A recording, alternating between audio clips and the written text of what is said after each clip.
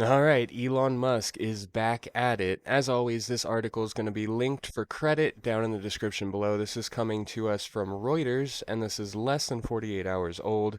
We're always trying to bring you the newest of news, as you know. So, Elon Musk launches AI firm XAI. He loves those X's, just ask his son, as he looks to take on OpenAI. So, Elon Musk, the decimator of Twitter, is now looking to take on OpenAI, which is funded by Microsoft. Now we know Tesla, Elon, richest man on earth, he has the funds to do this, but what exactly is he doing? We're going to dig into this article, so stick around. This is actually very interesting. So, July 12th, coming to you July 14th. You may be seeing this on the 15th when it comes out.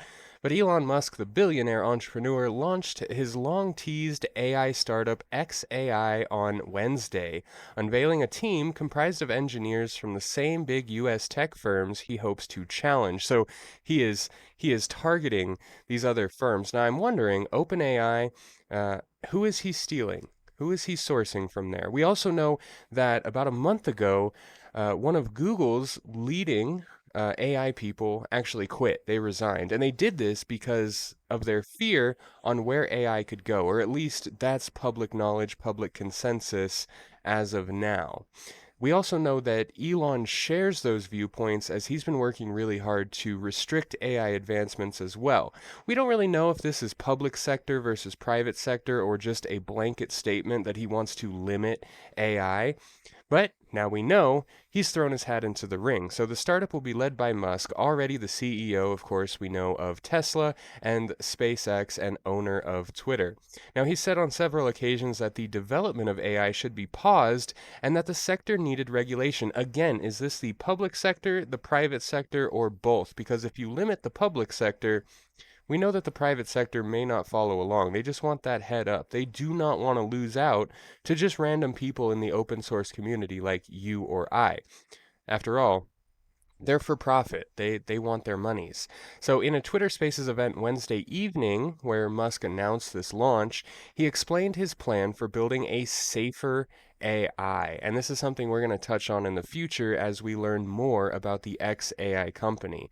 Rather than explicitly programming morality into its AI, and if you watched a video I did a couple weeks ago, we know that for the last 4 or 5 years, kind of behind the scenes, there have been universities all across America, mainly in Texas, that have been trying to develop morality, reasoning, and the ability to gain trust in its AI models. And that's honestly something that's scary to me. If AI learns how to gain human trust, yeah. Have you played the game Human or Not? If you haven't, you should Google Human or Not and see if you can tell, see if you can decipher whether you're speaking to an AI or a human. It's actually very, very difficult. So XAI will seek to create a maximally curious AI, which sounds like self-evolving and self-learning to me. So let's take a quote from Elon now, from the Twitter Spaces on Wednesday. If it tried to understand the true nature of the universe, that's actually the best thing that I can come up with from an AI safety standpoint. And I'm not understanding this. Maybe one of you can help me understand this. We can start a conversation in the comments down below, as I always love to do. Love to interact with you guys. Understand the true nature of the universe. So he's trying to bring understanding into AI, which could be great.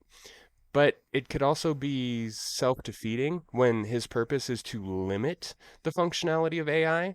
Adding a self understanding and an ability to grow without human intervention is actually the scariest part of AI to me.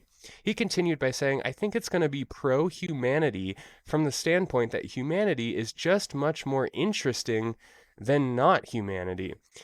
And I kind of disagree with this because if you look at one entity that shares one brain that can revolve around all sectors of life, I mean everything from super in depth technology to just running a call center. Think about that. Call centers, I predict, personally, this is me, I predict within the next year or two, all call centers, maybe in the US, maybe in the world, they're going to be taken over by AI because we already have the technology to do it.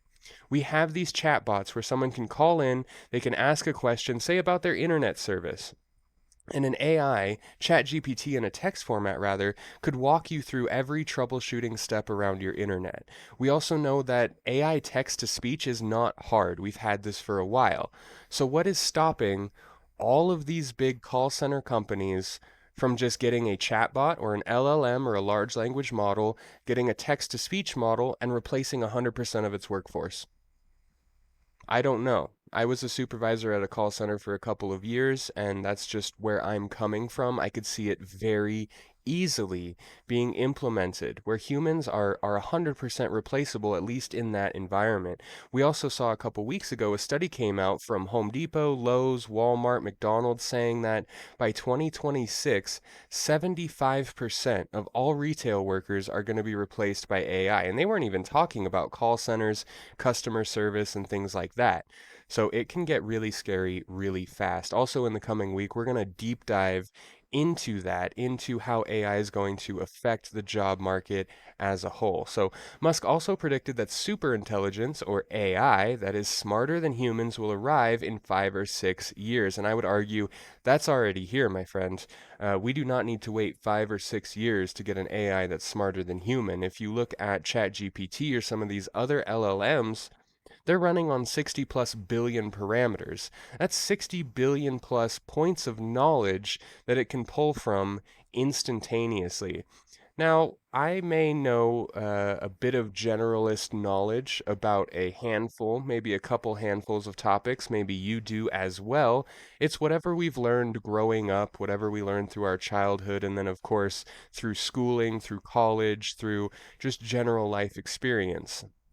There is no chance that you could ask me a question or even ask yourself a question and you would get a response like you would with ChatGPT. ChatGPT knows anything and everything that's on the internet up to about 2021. And with all the plugins that came out, it can pull live information as well from search engines such as Google. So, 5 or 6 years, I think we're already there where AI is much, much smarter than not only your average human, but the smartest of humans. I'd say that AI is smarter than Elon and the full team of engineers he has working at all of his companies put together.